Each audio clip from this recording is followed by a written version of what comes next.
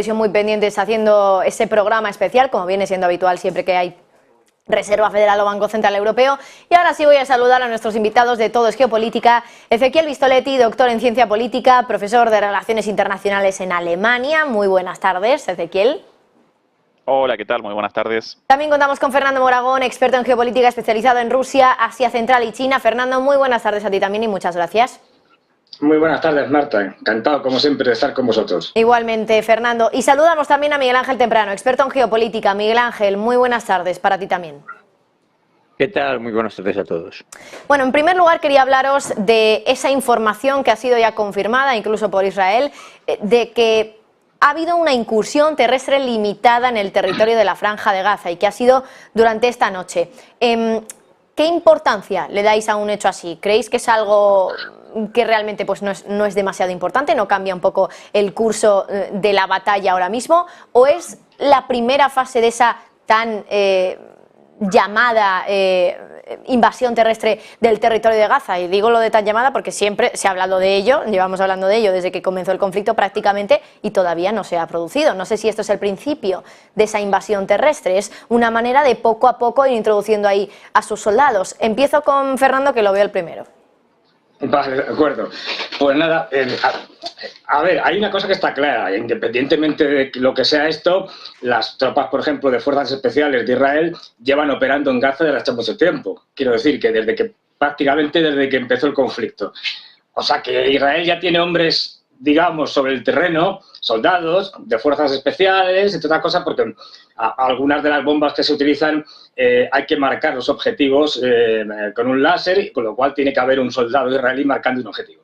Es decir, que a ver, hay ya otra cosa que no nos enteramos por la naturaleza que tienen las fuerzas de operaciones especiales, que son secretas, ¿no? Ese tipo de operaciones. En cuanto a esto, claro, es que te dicen una incursión limitada. Una incursión es cuando entras en un sitio, haces algo y te vas. Pues claro, es que como muy indefinido, ¿no? Limitada. Bueno, yo creo que habrá que esperar, porque en el momento que se haga digamos, ofensiva por parte de Israel, no serán incursiones limitadas, ¿no? Yo no creo que vaya a ser que ahora metemos unos poquitos, luego metemos mañana otros. No, va a ser en toda la parte norte, la parte que han señalado, ¿no?, como el objetivo primordial de Gaza. Ahí van a entrar con todo y por un montón de sitios al mismo tiempo. Yo creo que esto no es indicativo en principio de nada. No olvidemos que ahora mismo lo que hay es unas discusiones enormes en Israel fundamentalmente entre algunos militares y el gobierno de Netanyahu, porque la idea en sí de meterse a conquistar la Franja de Gaza, derrotar a Hamás, es un disparate como una catedral. Y entonces están viendo la cantidad de bajas que puede haber por parte del ejército israelí y que la sociedad israelí actual no es la sociedad israelí de 1948 o de la Guerra de los 6 días o del Yom Kippur.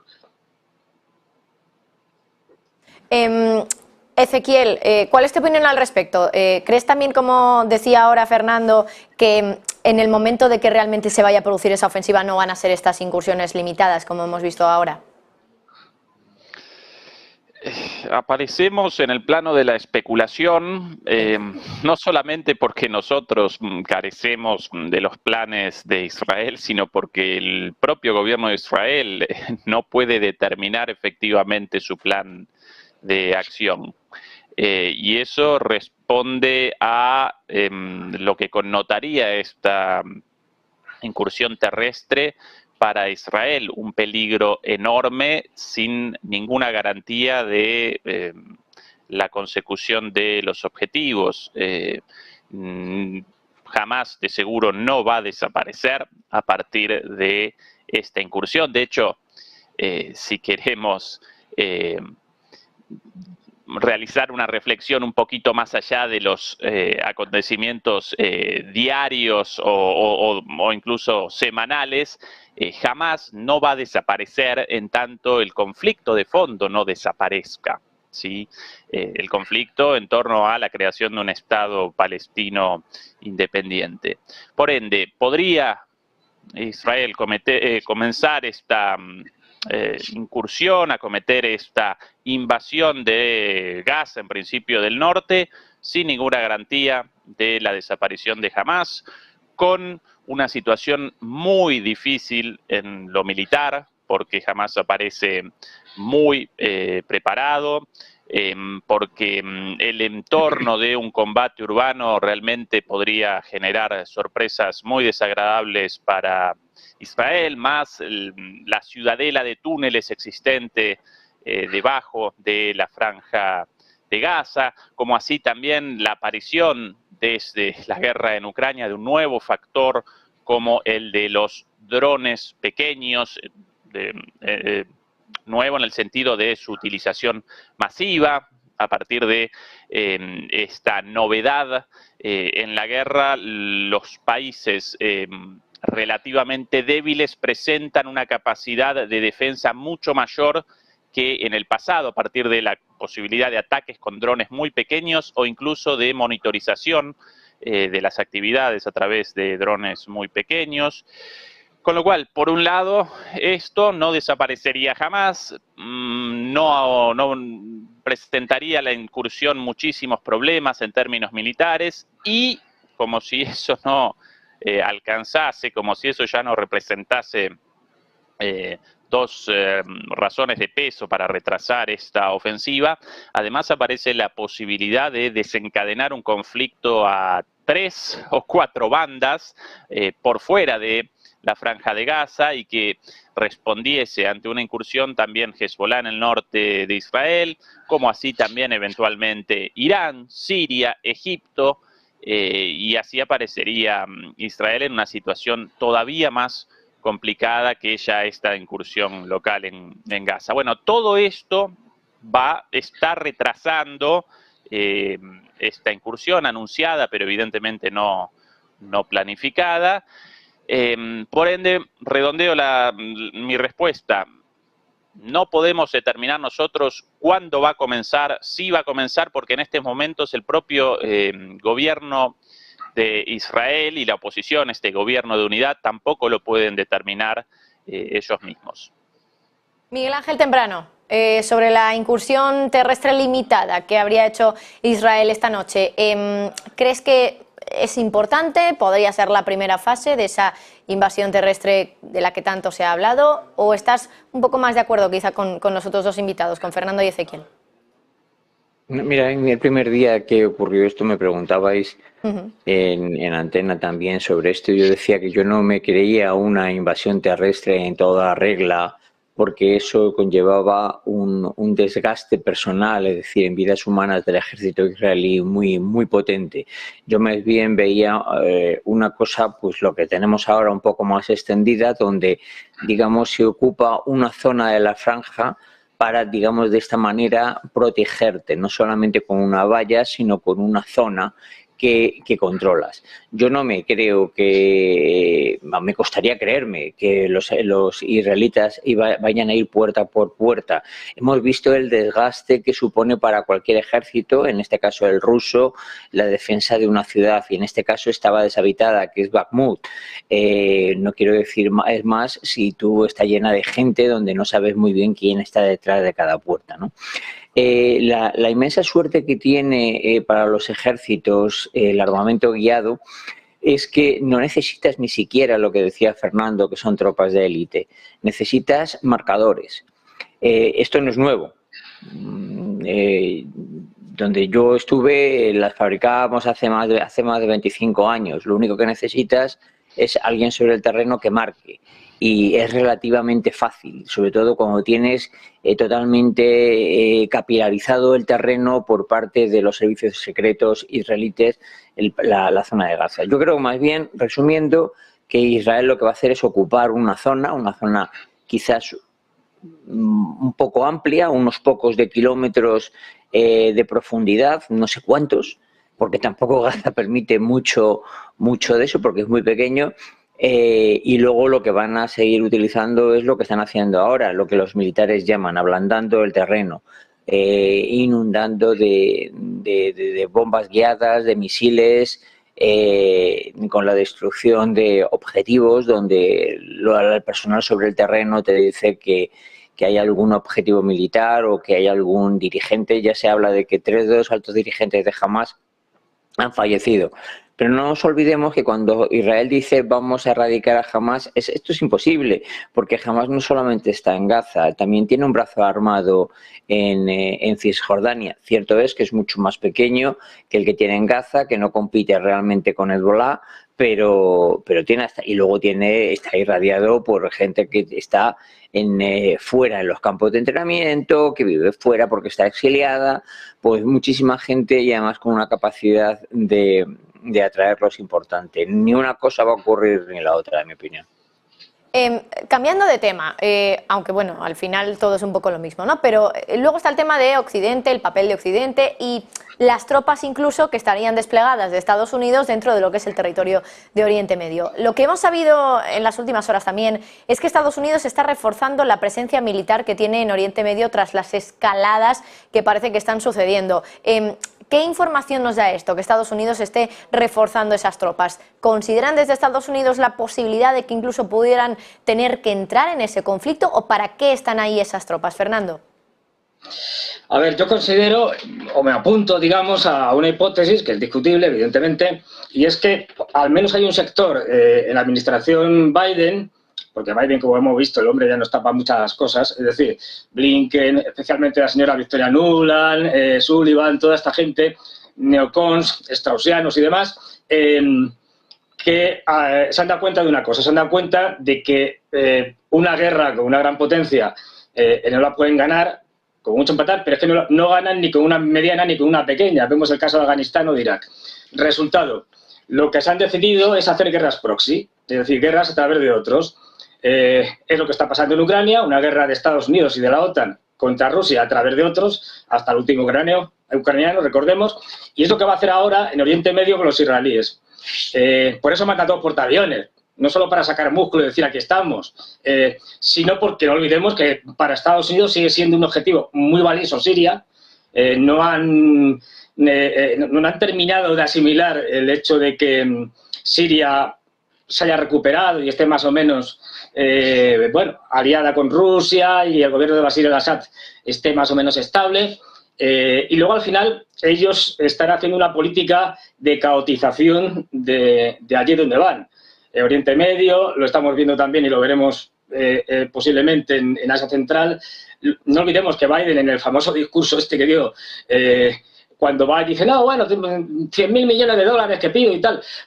Pero bueno, una parte tal importante para Israel, otra parte para Ucrania, bueno, y también para Asia-Pacífico, entiéndase, Taiwán. Y luego México, que también tenemos muchos líos. Es decir, para ellos, que saben que ya no pueden derrotar ejércitos de manera tradicional, lo que van a hacer es utilizar elementos proxy para generar un caos lo más posible en el mundo. ¿Y para qué quieren los norteamericanos un caos? Pues desde mi punto de vista, por una cuestión económica. Es decir, ellos saben perfectamente que Estados Unidos es un estado ahora mismo que está quebrado. Es decir, se sostiene porque tiene la capacidad de fabricar dólares, porque el dólar es la moneda de intercambio mundial y por una serie de elementos de este tipo. Pero eso saben, igual que la burbuja financiera, que terminará estallando. Y que para eso solo hay una solución, que ya se ha aplicado anteriormente, que es una guerra mundial. Es decir, la Gran Depresión, no olvidemos, no se solucionó con el New Deal y con Roosevelt, se solucionó al final con una guerra mundial que levantó toda la economía norteamericana, que además era un país que no era atacado directamente por las tropas del eje, y la convirtió en lo que es. Bueno, pues ahora quieren hacer un reseteo para hacer algo parecido. Es decir, como no pueden hacerlo militarmente directamente, lo van a hacer a través de proxies. Y lo vamos a ver, pero vamos, yo creo que el año que viene va a ser completamente decisivo. Perdonadme, yo no puedo estar más en desacuerdo con Fernando ya no se podía.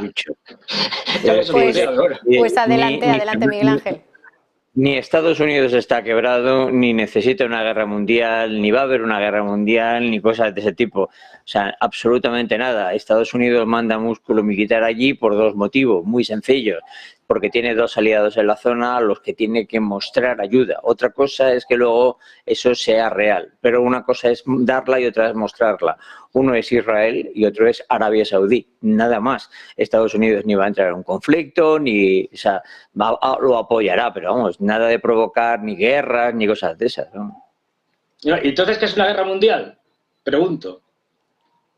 Pues donde están implicados la gran mayoría del planeta.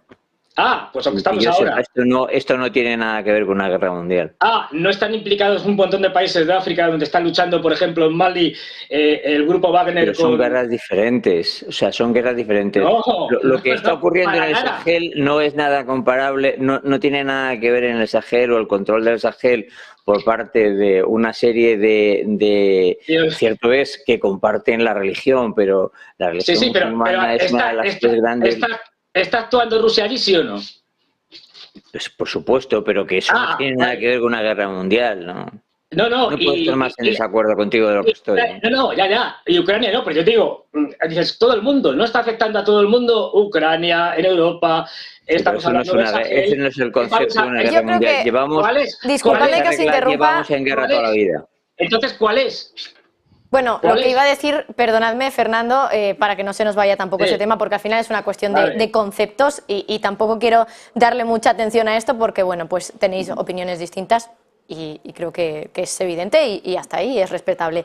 Quiero seguir avanzando un poco en los temas, aunque entiendo que este es un tema bastante también interesante de comentar, pero hoy, por ejemplo, tenemos reunión de ministros de Exteriores en Europa. Josep Borrell ha dicho esta mañana que él personalmente respalda el llamamiento que ha hecho Naciones Unidas, que lo hizo este fin de semana, de que haya una pausa humanitaria en el conflicto. Entiendo que con eso se refiere a un alto al fuego. ¿Creéis que en esa reunión, que por cierto estamos a la espera de que se produzca ya la rueda de prensa para dar cuenta de lo que se ha decidido en esa reunión, ¿creéis que ahí se puede haber puesto de manera oficial que Europa respalda un alto al fuego? Porque de momento sería la manera más contundente que ha tenido Occidente de decir algo así, ¿no? Hasta ahora se ha respaldado a Israel, todo el apoyo para Israel para defenderse de la manera que consideren ellos proporcional, pero no se ha hablado de una pausa al conflicto.